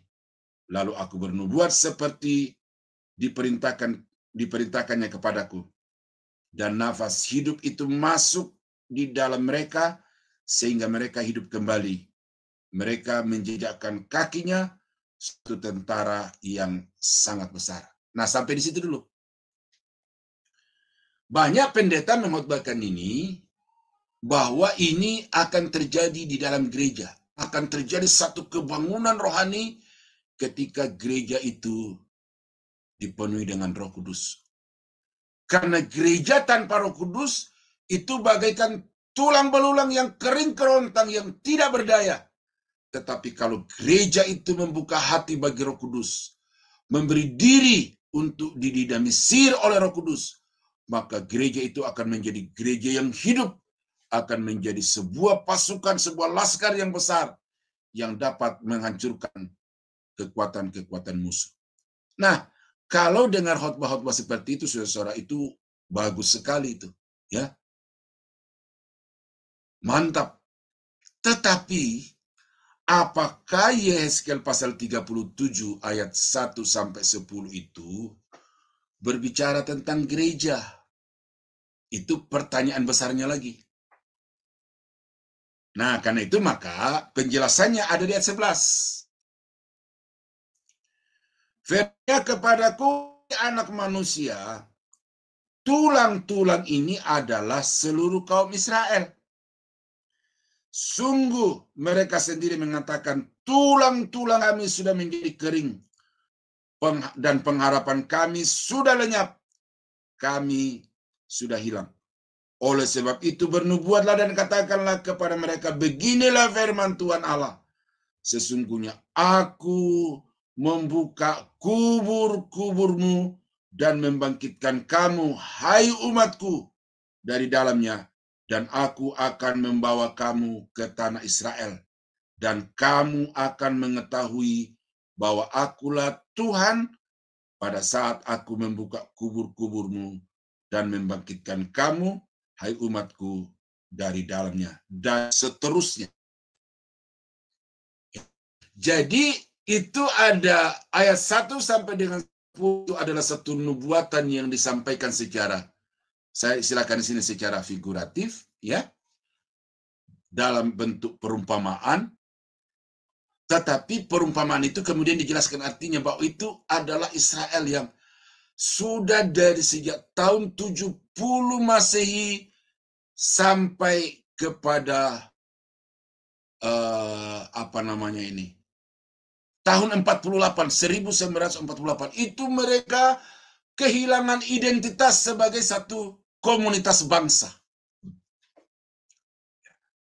Tetapi walaupun dengan periode waktu yang begitu panjang mereka hilang identitas sebagai bangsa, ya, mereka sudah dikatakan seperti orang-orang mati yang terkubur, tetapi Tuhan membuka kembali kuburan itu dan membangkitkan mereka dari dalam kubur itu. Artinya, selanjutnya kita baca itu bahwa dari segala penjuru bumi, Tuhan akan mengumpulkan kembali mereka di tanah yang telah dijanjikan Tuhan kepada mereka melalui nenek moyangnya, Abraham. Dan sesudah mereka menduduki tanah itu secara fisik, selanjutnya kita baca di dalam ayat yang ke-14 seterusnya, Tuhan akan membaharui rohani daripada orang-orang Israel itu, sehingga mereka menjadi orang-orang yang takut akan Tuhan. Itu saudara baca juga di dalam Yeremia pasal 30 dan 31 di situ. Tuhan akan melakukan satu gerakan rohani di atas bangsa Israel. Jadi pemulihan secara komunal bangsa atau komunitas bangsa, lalu pemulihan secara rohani, dihidupkan kembali. Artinya mereka berkumpul di tanah yang dijadikan itu sebagai satu bangsa yang jaya, lalu kemudian dihidupkan juga secara rohani, artinya mereka kembali berelasi dengan Tuhan seperti sebelum mereka berbuat jahat kepada Tuhan. Nah, jadi itulah saudara-saudara ya, satu bukti dari dalam, beberapa bukti dalam Alkitab itu bahwa menafsirkan nubuatan itu ada prinsip-prinsip khusus yang harus diterapkan, berbeda dari bagian-bagian Alkitab yang lainnya. Dan saya harap dari kelima ini, saudara sudah bisa menemukan satu gambaran yang nyata bahwa ternyata untuk memahami eskatologi itu tidak cukup, oh saya ini orang premil, oh saya ini orang amil, saya ini orang postmil. Oh menurut saya ini harus diartikan secara rohani, dicari makna rohaninya. Bukan sekedar itu, tetapi kita harus betul mengidentifikasi setiap nubuatan itu, lalu kepada masing-masing nubuatan itu kita terapkan prinsip-prinsip yang sesuai, ya seperti yang saya sudah ini, dan dengan demikian kita akan mendapatkan satu kesimpulan yang utuh, kesimpulan yang kuat, kesimpulan yang tidak bisa dibantah oleh siapapun, karena semuanya berdasar kepada Alkitab, ya, ditunjang dengan ayat-ayat dari Alkitab itu sendiri. Nah, jadi saudara, itulah prinsip-prinsip penafsiran yang saya terapkan dan saya harapkan saudara pahami untuk juga saudara terapkan kalau nanti saudara membaca Alkitab dan melakukan studi khusus terhadap doktrin eskatologi. Nah, sampai di sini saya mau memberi kesempatan kepada Bapak Ibu untuk menyatakan pendapat atau mengajukan pertanyaan kalau masih ada hal-hal yang masih belum jelas saya sampaikan kepada Bapak Ibu. Saya kembalikan kepada Saudara Reza, ya. Tuhan memberkati. Oke, ya. Terima kasih. Sebelum kita lanjut sesi pemaparan, apa baiknya kita break dulu sebentar ya. Kita akan bersama-sama lihat channel-channel apa saja yang di-live-kan pada malam hari ini. Yang pertama, channel-channel yang di-live-kan yaitu Sola Scriptura. Nah, Sola Scriptura ini channel ini yang punya Pak Pendeta Daniel Palungan. Jadi teman-teman yang di netizen YouTube, tolong untuk klik dan subscribe channelnya Pak Daniel Palungan yang bernama Sola Scriptura, supaya pelayanan beliau semakin diberkati dan Anda semua semakin diurapi Tuhan. Dan yang kedua, Shema Adonai Apologetik. Yang ketiga, Omihen. Yang keempat, Ferdinand Wardana. Yang kelima, Agus Kurnia Facebook Live. Yang keenam, Pendalaman Alkitab. Yang ketujuh, Kodeks FH. Yang kedelapan, Antara Channel. Yang kesembilan, Abi Ismail Channel. Yang ke-10, Shema Adonai. Yang ke-11, Benedictus Ictus. Yang ke-12, Batu Karang. 13, Garnet Sidan. Yang ke-14, Rike Amalak. Sekali lagi, yang pertama Sola Scriptura. Yang kedua, Shema Adonai Apologetik. Yang ketiga, Omihen. Yang keempat, Ferdinand Wardana. Yang kelima, Agus Kurnia Facebook Live. Yang keenam, Atta Mesbah Pujian. Yang ketujuh, Pendalaman Alkitab. Yang kedelapan, Kodeks FH. Yang kesembilan, Antara Channel. Yang 10, Abi Ismail Channel. Yang ke-11, Shema Adonai. Yang ke-12, Benedictus Ictus. 13, Karang. 14, Garnet Sidan. Yang ke Amalak. Itu aja. Terima kasih. Silakan yang bertanya Ibu Gaby.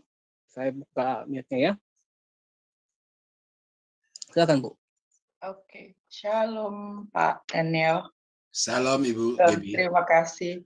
Pemaparan yang luar biasa dan semakin hari semakin membuka pikiran saya. Saya mau tanya pandangan Bapak nih. Kebetulan sekali saya bergereja sementara di sini ya, di Bali, di satu GBI. Nah, dan saya juga belajar di GBI, di STT yang GBI. Nah, di gereja saya itu ada bukan pengakuan iman rasuli ya Pak, tetapi itu kayak apa ya? menubuatkan Yesaya 60 dan 61 dan nama-namanya itu diganti menjadi nama gereja itu.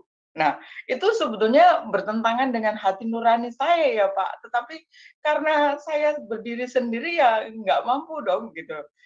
Contoh ya itu makanya ketika Bapak baca Yesaya 60 tadi saya wah ini di gereja dibaca setiap sebelum ibadah kayak sebagai deklarasi loh, mengklaim begitu Pak. Yang benar yang Bapak katakan bahwa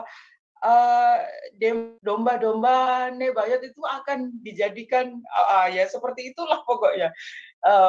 Menurut dengan Bapak bagaimana? Apakah itu memang diperbolehkan mengganti contohnya misalnya nih Roh Tuhan Allah ada padaku misalnya, terus saya ganti nih Roh Tuhan Allah ada pada diri Kewi misalnya begitu, atau gereja A B C seperti itu loh Pak, sebagai deklarasi sih sah-sah saja sih kalau mereka percaya, tetapi secara alkitabiahnya itu loh kalau menurut saya sih nonsen ya Pak ya. Bagaimana menurut pandangan Bapak? Terima kasih, Pak. Oke, terima kasih Bu Gebi. Saya sudah ya tinggal jawab iya dan tidak saja, karena apa yang Ibu katakan itu sudah menjadi isi hati saya. Apalagi setelah saya uraikan tadi dari Yesaya pasal 60 ayat 1 sampai 7 tadi itu. Dan Yesaya 60 sampai Yesaya 66 itu murni akan berlaku pada waktu bangsa Israel telah dipulihkan kembali, kemudian menjadi satu kerajaan yang jaya di bawah pemerintahan Mesias, ya, di bawah pemerintahan Mesias bersama dengan Daud, baru nanti juga diakhiri dengan baru dan bumi yang baru. Nah, makanya tadi saya katakan secara kronometris itu jangan kita geser-geser waktunya menurut mau kita sendiri. Bisa saja, ya, bisa saja kita melakukan klaim, tetapi kita melakukan klaim yang tanpa dasar itu justru berbahaya bagi diri kita sendiri, karena pada satu saat kita akan mencapai satu titik kejenuhan, keletihan oleh karena apa yang kita klaim itu tidak kunjung datang dalam hidup kita.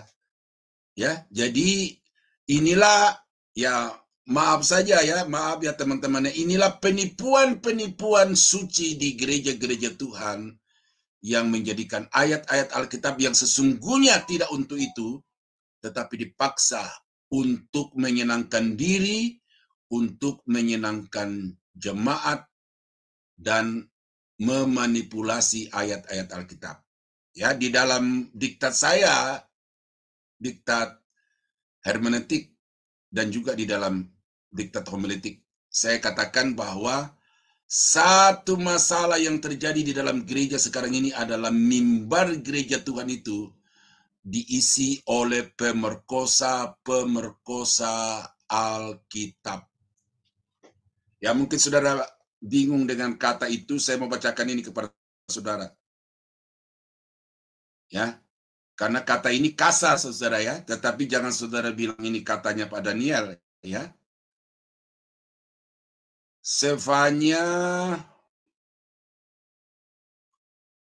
pasal 3 ayat 4. Ya. Para nabinya adalah orang-orang ceroboh dan pengkhianat. Paranya menajiskan apa yang kudus, memperkosa hukum Taurat. Ya. Dan ada ayat yang senada di dalam Yeskel. Nah, coba saya bacakan sekalian supaya jelas ya. Karena ini menjadi keprihatinan saya sebagai seorang dosen homiletik dan dosen hermeneutik. Ini yang terjadi sekarang ini di dalam gereja Tuhan, ya. Pemerkosaan terjadi di atas mimbar, ya. Tunggu ya.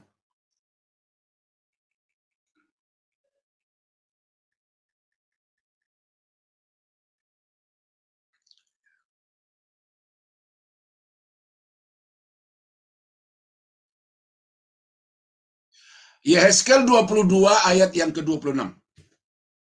Ya, tadi Sefanya 3 ayat 4, sekarang Yehezkel 22 ayat 26. Imam-imamnya memperkosa hukum Tauratku dan menajiskan hal-hal yang kudus bagiku. Mereka tidak membedakan antara yang kudus dengan yang tidak kudus.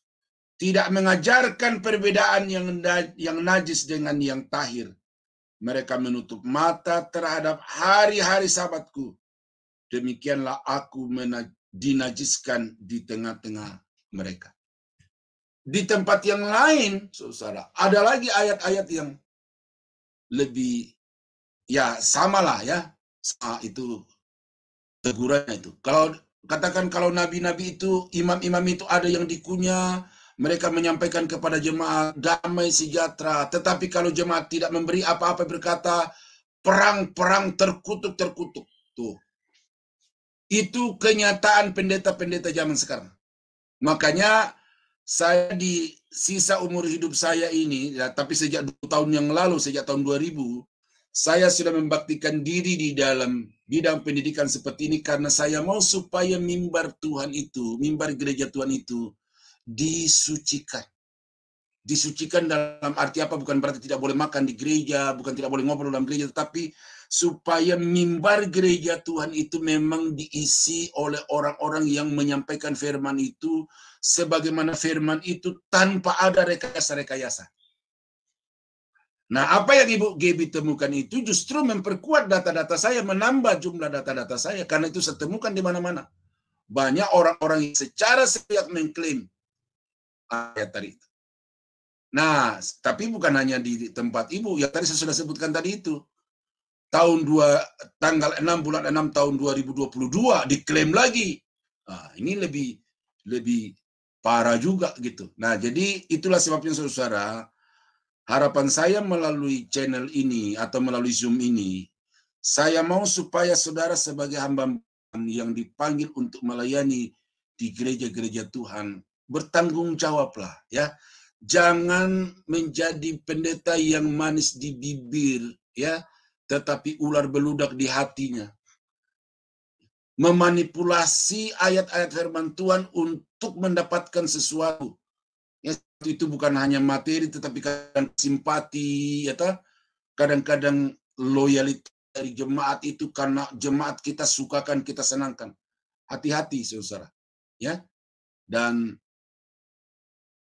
ini fenomena, ya, fenomena. Saya nggak tahu di Amerika, tetapi ada buku yang saya baca yang ditulis juga oleh orang luar negeri dan menyatakan hal yang sama. Berarti ini sesuatu fenomena yang melanda seluruh dunia, dan karena itu saya minta Ibu Gaby untuk serius mempelajari Alkitab, ya. Sekolah teologi bukan jaminan, karena banyak sekolah-sekolah teologi didirikan di Indonesia hanya untuk mengajarkan dogma gereja dan bukan sebagai satu lembaga independen yang di dalamnya mahasiswa bisa berkreasi untuk menemukan kebenaran yang alkitabiah, tetapi mahasiswa yang masuk di sana dikasih kacamata untuk tidak boleh melirik yang lain kali yang dianut oleh pimpinan gereja atau ketua dari gereja itu. Ya, dan ini pergumulan bukan hanya yang Ibu tadi sebutkan, tetapi gereja-gereja di Indonesia dan banyak dari mereka itu adalah teman-teman saya sendiri, dan karena itu bergumul, ya. Saya kalau melakukan reaksi-reaksi di YouTube nanti dampaknya bagaimana, tetapi kalau saya berdiam diri juga bagaimana. Nah, jadi doakan saya saudara-saudara supaya saya berani untuk menyingkapkan hal-hal yang seperti Ibu Gaby tadi temukan itu tanpa menimbulkan gangguan-gangguan secara emosi, ya. Terima kasih Bu Gaby untuk pertanyaannya. Tuhan Yesus memberkati. Oke, terima kasih Bu Gaby. Sekarang kita untuk pertanyaan yang kedua dari Ibu Lin. Silakan Bu Lin, saya akan buka mute-nya. Silakan Bu. Selamat malam Pak Daniel, juga ya, teman-teman Ibu semua. Lienawati, ya, Lenwawati, iya. Oh, ya. Linwati, ya. Ya, gitu. Ya. Saya setuju sama pendapat Pak Daniel bahwa kita tidak bisa kita harus berhati-hati, jangan sampai ayat itu dipakai untuk kepentingan pribadi, apalagi kalau di atas mimbar. Cuma ingin saya tanyakan, gimana kalau misalnya ayat-ayat itu yang sebenarnya memang bersifat nubuatan seperti itu, tapi bisa menjadi kekuatan buat diri kita pribadi. Apakah kita boleh dalam tanda kutip mengabaikan bahwa itu sebenarnya untuk bangsa Israel misalnya, tapi kita ambil ini untuk menjadi kekuatan kita sendiri. Kayak misal Pak, di Yesaya 41, kita kan yang sangat terkenal itu kan, Yesaya 41 ayat 10, janganlah takut sebab aku menyertai engkau, janganlah bimbang, dan seterusnya. Kita tahu bahwa ayat ini memang untuk Israel yang sedang dalam pembuangan. Tapi bagi saya pribadi, ayat ini pernah menjadi kekuatan. Bisa kan Pak, kalau dalam tanda kutip lah, sementara kita mengabaikan itu. Dan juga seperti yang tadi Pak Daniel, contoh yang terakhir itu yang yang di Yehezkiel tentang tulang-tulang kering, jika itu disampaikan di mimbar, bukankah itu juga bisa menjadi kekuatan buat orang-orang yang pada saat itu mungkin lagi bergumul, lagi patah hati atau bagaimana? Bagaimana kalau gitu Pak? Boleh kalau kita secara begitu. Terima kasih Pak. Oke, terima kasih Bu Linwati. Ya. Pertama, di dalam menafsirkan Alkitab itu, temukan maknanya secara historis, kemudian tujuan penulis, lalu kemudian terbangun sebuah prinsip. Ya, prinsip. Sebagai contoh, apa prinsip dari Yesaya pasal berapa tadi? 40 ya? 41 ayat 10. Ya. Adalah bahwa Tuhan itu setia, Tuhan itu menyertai. Itu prinsipnya. Nah, sehingga walaupun ayat itu memang spesifik untuk Israel, dan itu tidak boleh kita rubah-rubah, namun ada prinsip di situ, yaitu bahwa Tuhan itu setia kepada umatnya. Nah, itu prinsip. Prinsip ini yang kemudian kita carikan relevansinya untuk kita masa kini, untuk kehidupan kita. Sehingga di dalam menghadapi kehidupan yang penuh dengan tantangan itu, kita tidak perlu khawatir, kita tidak perlu cemas, oleh karena Tuhan yang setia menyertai kita. Itu kan beda, Bu. Tetapi kalau seperti yang ditanyakan oleh Ibu Gaby tadi, bangsa Israel di situ, Ibu gantikan dengan nama Ibu, itu penyimpangan. Tetapi kalau di situ Ibu temukan satu prinsip, baru prinsip itu kemudian Ibu carikan relevansinya untuk diri sendiri. Atau ketika Ibu khotbahkan dari atas mimbar dan itu cari relevansi, yaitu sangat alkitabiah dan itu yang diharapkan. Tetapi jangan serta menerapkannya kepada jemaat itu secara letterlek. Nah, Yehezkiel pasal 37 tadi, bisakah kita khotbahkan sekarang? Sangat bisa. Apa prinsip di sana? Bahwa di tengah-tengah di tengah-tengah keputusasaan, ketiadaan harapan dan gitu. Kita mesti terus berpengharapan oleh karena Tuhan sanggup. Nah, itu prinsip. Nah, dari prinsip itu kita cari relevansinya dengan hidup kita, aplikasinya di dalam kehidupan kita. Nah, yang begitu itu namanya prinsip hermeneutik yang benar.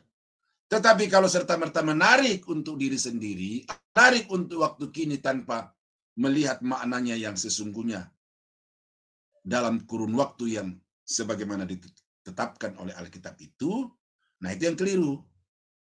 Ya. Jadi kalau kita sudah temukan prinsipnya itu yang kemudian kita tarik untuk diri kita sendiri, itulah yang sesuai dengan prinsip hermeneutik yang benar. Bahwa tujuan kita untuk menggali Alkitab adalah untuk menemukan prinsip, dan prinsip itu yang kemudian kita terapkan di dalam kehidupan kita sehari-hari. Saya kira itu Bu Wati ya, Wati saja supaya gampang. Boleh, bagian Alkitab mana saja boleh, tetapi yang kita mau ambil korelasinya dengan hidup kita adalah prinsip. Sama seperti kitab Wahyu, eskatologi. Ini kan sesuatu peristiwa yang belum terjadi. Kita belum tahu berapa waktu ke depan, masih ada 100 tahun kah, 1000 tahun kah, kita nggak tahu. kapan itu akan terjadi. Tapi kenapa kita mesti mempersiapkan diri sekarang? Karena ada prinsip bahwa Tuhan datang pada waktu yang tidak kita ketahui, dan karena itu kita harus selalu berjaga-jaga. Jadi pada masa kini, kita harus selalu hidup di dalam kekudusan dan kesucian, karena kalau Tuhan datang yang adalah Tuhan yang Maha Suci dan kita hidup dalam dosa, maka berarti kedatangannya justru menjadi api yang menghanguskan dan membinasakan kita. Nah, jadi tetap ya, walaupun penggenapannya secara kita biar ribuan tahun yang akan datang, tetapi di sana ada prinsip itu yang kita bisa jadikan sebagai pegangan untuk hidup masa kini. Saya kira itu, Ibu, ya. Jadi bisa. Silakan Saudara Reza. Oke, silakan Ibu Eriowati Sukoco untuk pertanyaan atau menjelaskan yang tadi disampaikan oleh Pak Daniel. Terima kasih. Malam Pak, sangat memberkati. Ya, malam Bu Wati juga. Ya. Saya mau tanya Pak, mungkin saya untuk mengetahui Alkitab daripada saya salah ya. Yang di Amos itu Pak, Amos 8 ayat 11 dan 12 tentang lapar dan haus, bukan lapar makanan atau haus minuman, tapi tentang lapar dan haus firman Tuhan. Ayat 12 itu dikatakan mencari firman Tuhan tetapi tidak mendapatkannya. Nah, itu dalam artian gimana Pak? Memang firman itu enggak ada yang menjelaskan itu sesudah pengangkatan firman enggak ada. Itu artinya gimana Pak? Itu yang saya tanyakan, makasih. Ya, jadi ini memang berbicara juga tentang satu peristiwa yang akan datang, satu kesulitan yang terjadi di masa yang akan datang, di mana tidak ada lagi waktu bagi manusia untuk menemukan kebenaran dan untuk bertobat itu. Karena semua telah ditutup oleh Tuhan. Nah, karena itu dikatakan dalam Alkitab, maka kalau Tuhan membuka tidak ada yang menutup, tapi kalau Tuhan sudah menutup, maka tidak ada yang membuka. Nah, ketika manusia sampai pada masa itu, ya, yang tadinya manusia begitu berkeras untuk tidak peduli pada Tuhan, tapi kemudian Tuhan tutup pintu anugerah bagi mereka dan tutup kesempatan untuk mereka menemukan kebenaran. Maka pada saat itu mereka tidak akan menemukan apa-apa.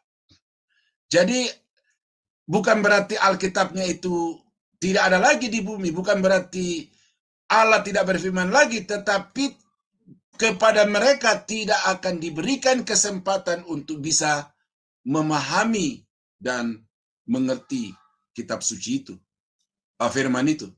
Mereka rindu, tetapi kemudian mereka akan menemukan lagi. Itu di dalam Alkitab sudah jelas, ya, pemisahan manusia itu dikatakan yang suci akan bertambah suci, yang jahat akan semakin bertambah jahat. Nah, orang-orang yang jahat ini nanti ketika mereka sudah bertemu kenyataan hidup sebagaimana yang mereka selama ini sepelekan, baru mereka mau mencari, tetapi pada saat kesempatan bagi mereka sudah tertutup.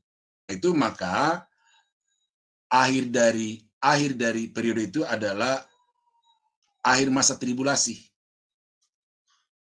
Masa tribulasi nanti kita akan belajar secara detail.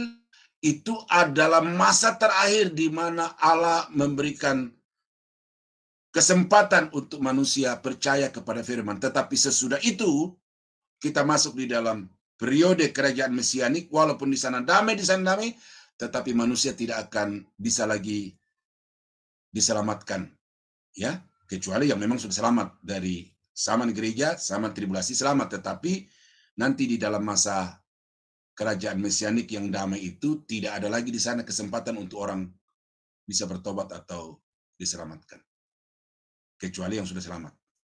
Saya kira itu, Bu. Jadi ada periode-periode waktu itu yang memang pintu anugerah, kesempatan untuk percaya kepada firman itu sudah ditutup oleh Tuhan. Ya. Maaf ya Pak, itu maksudnya kayak apa ya? pengertian firman Tuhan yang diilhamkan roh gitu sudah enggak ada. Jadi hanya Alkitabnya tapi isinya itu sudah enggak bisa dipahami atau gimana ya Pak ya? Itu bukan diilhamkan roh, tetapi itu diiluminasi oleh roh, diterangi oleh roh. Ya, jadi itu betul. Jadi saat itu tidak menemukan kebenaran itu karena memang hati mereka sudah ditutup oleh Tuhan. Ya, waktunya Tuhan itu sudah habis. Ya. Oh, iya Pak, makasih. Ke depan ya Bu, ya ke depan ini kita akan lebih detail ke situ karena kita akan belajar periode demi periode ke depan. Jadi di situ nanti kita akan melihat bahwa memang ada satu masa nanti yang orang tidak ada lagi bisa diselamatkan. Iya, itu penafsiran saya Bu ya tadi ya. Tuhan berkati. Silakan. Lagi Silakan Bu. Yang dalam 1 Yohanes itu 1 Yohanes 2 ayat 18 sampai dan 19 tentang antikris. Antikris di situ dinyatakan bahwa antikris itu datangnya dari kita yang tidak bersungguh. Apa itu saya nafsirkan apa orang-orang yang murtad gitu. Tapi saya pernah dengar khotbah itu ternyata bukan dari kita. Dia menyebutkan, saya enggak ya kalau disebutkan langsung gitu. Pokok dia menyebutkan intinya bukan dari kita. Itu gimana Pak? Ya, di dalam nanti juga kita akan belajar itu Bu ya di masa antikris di situ. Siapa di situ? Tapi karena Ibu sudah tanya, saya kasih dulu gambarannya bahwa di dalam 1 Yohanes 2 itu ada 2 kelompok antikris di situ. Ada antikris yang jamak dan ada antikris yang tunggal. Ya, antikris yang jamak itu sudah terjadi sekarang ini, tetapi antikris yang tunggal itu akan datang waktunya. Nah, siapa antikris itu tanpa menyebut nama orang? Siapapun yang menyangkal ketuhanan Yesus Kristus, dia adalah antikris yang jamak itu sekarang ini. Ya, karena itu hati-hati dengan pendeta-pendeta di Indonesia, karena ada ajaran-ajaran yang mengatakan bahwa Bapa itu adalah Allah, Yesus itu keluar dari Allah dan karena itu dia lebih rendah daripada Bapa, dan roh itu ya Bapa itu sendiri karena Allah itu roh. Nah, ini kalau kita bedah ini juga panjang juga, tetapi siapapun yang menurunkan derajat Yesus dari yang setara dengan Bapa, ya tadinya setara, ya. Saya tidak tahu saudara ini orang Tritunggal, ya. Saya orang Tritunggal. Saya percaya Bapa dan Roh itu adalah Allah yang esa, satu tapi berbeda dan tidak terpisahkan, setara sehakikat. Nah, siapapun yang menurunkan derajat Yesus, apapun sedikit lebih rendah dari Bapa, saya kategorikan orang itu adalah antikris. Ya, itu Ibu. Ya, karena di dalam 1 Yohanes 2 itu 2 kelompok, ada kelompok jamak, ada kelompok tunggal. Nah, jadi yang sekarang ini yang Yohanes katakan itu sudah sekarang ada, yaitu saya katakan itu, dan itu banyak di Indonesia. Di Indonesia, tanpa menyebut nama, tanpa menyebut gereja, itu banyak di Indonesia. Ya. Dan inilah yang juga dipahami oleh kelompok Amil dan Posmil itu. Tidak perlu tunggu periode zaman antikris lagi, karena sekarang ini antikris sudah bekerja dengan nyata di tengah-tengah dunia. Tetapi mereka gagal untuk mengidentifikasi deskripsi dari antikris dalam 1 Yohanes 2 itu, karena di situ ada antikris yang jamak dan ada antikris yang tunggal. Nah, antikris yang tunggal itu Yohanes katakan akan menunjuk kepada masa yang akan jadi, bukan sekarang. Nah, tetapi yang sekarang itu ada yang banyak itu. Nah, jadi kalau saudara dengar pendeta-pendeta murtad yang kemudian merendahkan Yesus, ya, Ada yang saya baca lagi bukan baca, nonton itu dikali Yesus itu lahir di kandang Nabi. Yesus itu anak haram karena dia lahir tanpa bapak. Ya, orang-orang yang tidak percaya Yesus. Tapi kalau orang-orang yang sudah Kristen tetapi kemudian melakukan hal-hal seperti itu, nah itu sudah dikategorikan sebagai antikris. Saya kira itu Bu Wati ya. Jadi 1 Yohanes 2 itu ada 2 kelompok di situ. Dan yang banyak sudah sedang beroperasi, dan itu bukan itu yang dimaksud dengan antikris yang ditulis di dalam Alkitab, kitab Wahyu, ya, atau dalam surat Rasul Paulus di Tesalonika, bukan. Karena yang dimaksudkan itu adalah yang tunggal itu. Dan itu, ya ada juga yang sudah terang-terang mengatakan si anu, tetapi saya tidak terlalu berani untuk itu, ya, karena saya hanya indikasi-indikasinya saja yang saya temukan di dalam Alkitab, belum menunjuk kepada orangnya. Oke, terima kasih Bu Wati. Ya, satu lagi kalau ada Saudara Reza, kalau ya, ada Ibu Rema. Ya. Silakan Bu Rema untuk bertanya kepada Pak Daniel. Silakan Bu. Selamat malam. Ya, selamat malam Bu Rema. Ya, di sini saya mau tanyakan ya Pak ya, banyak hamba-hamba Tuhan berkhotbah gitu. Misalnya kita khotbah kejadian dari ayat 2 sampai pasal berapa gitu kan. Tapi kebanyakan hamba Tuhan tuh berkhotbah, jarang sekali saya mendengar Pak hamba Tuhan berkhotbah secara misalnya menjelaskan ayat, misalnya kejadian ini ada demikianlah diselesaikannya lah langit dan bumi dan seterusnya. Nah, mereka menjelaskan bahwa di langkah-langkah gitu Pak, enggak berurutan. Gimana tuh Pak? Kadang-kadang saya bingung gitu dengarnya. Nanti kan kita terjun ke lapangan, kita suatu khotbah, kita tahu Pak gimana cara khotbah yang baik gitu. Iya. Terima kasih. Ibu, ini terakhir ya. Ibu Rema udah pernah dengar khotbah saya? Belum Pak. Oh, Ibu boleh membeli buku saya, judulnya adalah Kingdom Speaker, dan juga Teman Praktis Menggali Alkitab. Itu akan membekali Ibu kalau nanti Ibu berkhotbah dan menggali Alkitab itu secara mandiri.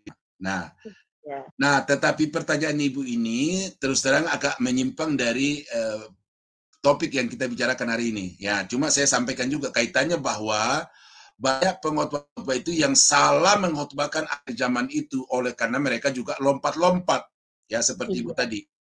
Iya. Nah, jadi apa yang Ibu sampaikan, nyatakan tadi itulah pengkhotbah yang yang memenuhi media sosial, yang memenuhi gereja-gereja Tuhan di Indonesia, sehingga pesan dari Nats, pesan dari penulis yang terdapat di dalam nas itu tidak pernah sampai kepada jemaat, karena yang sampai kepada jemaat adalah pikiran dari pengkhotbah itu. Seperti yang ditanyakan oleh Ibu Gebi tadi itu. Jadi pikiran gembala sidangnya, pikiran pemimpin gerejanya, itu yang mendominasi kehidupan jemaat. Bukan pikiran penulis kitab, bukan pikiran nats Alkitab, tetapi pikiran dari pengkhotbah yang kemudian dipoles atau dibumbuhi dengan ayat-ayat Alkitab yang dikutip dari tadinya kan dari Kejadian, tahu-tahu lompat ke Wahyu, tahu-tahu ke Matius dan sebagainya. Itu pengkhotbah yang gak jelas juntrungannya, ya, landasan pikirnya gak jelas, alur pikirnya nggak jelas, tujuan khotbahnya nggak jelas. Nah, itu semua saya bahas di dalam buku saya Kingdom Speaker itu. Dan kalau saudara-saudara ya memang dalam grup ini Tuhan, saya kira perlu untuk saudara, bukan saja buku saya ya, bukan buku saya saja, tetapi baca buku supaya saudara semakin diperkaya bagaimana cara menggali dan kemudian mengkhotbahkan firman itu secara bertanggung jawab. Nah, karena itu maka khotbah ekspositori, ya, khotbah ekspositori itu mutlak harus dipahami oleh setiap pengkhotbah. mudah-mudahan ke depan kita ada waktu untuk itu, dan itu saya sedang bahas di kelas sebelah ya. Jadi kalau saudara mau masuk di situ, masuk saja hari Selasa jam 5 sore. Saya sedang membahas di situ bagaimana supaya kalau kita memilih sebuah nas itu, kita bertanggung jawab terhadap nas itu, dan kita membatasi pembahasan kita di dalam nas itu, ide kita dapatkan dari nas itu, poin-poin kita dapatkan dari nas itu, dan tidak perlu untuk mencari poin-poin dari nas lain. Tetapi sesudah kita menemukan poin dari nas itu, kita cari ayat pendukung yang mengkonfirmasi dari bagian-bagian lain di dalam Alkitab. Nah, itu khotbah ekspositori. Tidak semua sekolah teologi bisa mengajarkan itu, dan tidak semua pendeta di Indonesia bisa mengkhotbahkan jenis khotbah itu, dan saya gumuli itu dalam tugas saya sebagai dosen selama 20 tahun ini, dan saya jadikan sebagai buku karena saya mau supaya ilmu itu bisa turun ke generasi yang baru, walaupun saya nanti sudah dalam kuburan. Nah, jadi Ibu yang terkasih, Bapak-bapak yang terkasih, saudara-saudara yang terkasih, saya kira malam ini cukup sekian dulu ya. Terima kasih atas perhatian Bapak Ibu. Saya mau memberikan pernyataan akhir bahwa walaupun kita mempunyai Alkitab yang sama, kita mempunyai pengharapan akhir zaman yang sama, tetapi kalau kita memiliki pola tafsir yang berbeda, maka hasil dari penggalian akan menjadi berbeda. Itu sebabnya maka apa yang kita pelajari pada malam ini, saya harap saudara mengerti dan saudara mampu untuk menerapkannya, sehingga ketika saudara mempelajari dan mengajarkan eskatologi, saudara sudah mampu untuk mengajarkannya secara benar dan bertanggung jawab. Terpujilah nama Tuhan. Mari saudara-saudara kita tunduk kepala dan kita berdoa. Bapa di surga, kami sungguh berterima kasih pada malam ini kami sudah belajar bagaimana kami harus menggali Alkitab, khususnya doktrin akhir zaman itu secara benar, kami dapat memahami secara benar dan kemudian mengajarkannya juga secara benar kepada umat Tuhan.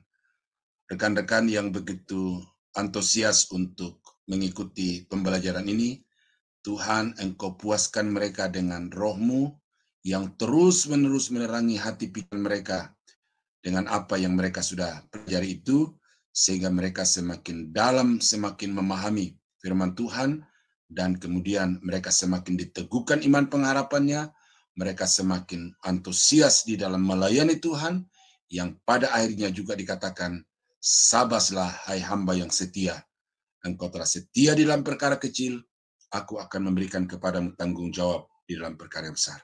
Sebentar kami akan mengakhiri pelajaran ini, Bapak, kami menyerahkan kami masing-masing Tuhan.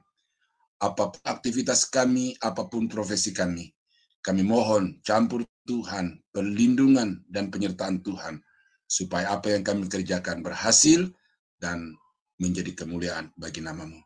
Makasih Bapak untuk alat-alat yang sudah kami pakai bersama-sama, sekalipun ada sedikit kendala, tetapi tidak mengurangi untuk saling memberkati dan diberkati padamu. Selanjutnya ke depan kami mohon kiranya Tuhan akan terus menuntun memberkati kami supaya diskusi kami semakin lancar dan semakin memperdalam pemahaman kami satu dengan yang lain. Terima kasih Bapak. Dan saudara-saudara yang dikasihi Tuhan, kiranya anugerah dari Allah Bapa, damai sejahtera dari Tuhan kita Yesus Kristus, serta persekutuan kuat kuasa Roh Kudus menyertai kita sekalian dari sekarang sampai selamanya. Di dalam nama Yesus kami akhiri pembelajaran kami pada malam ini. Haleluya. Amin. Amin. Shalom.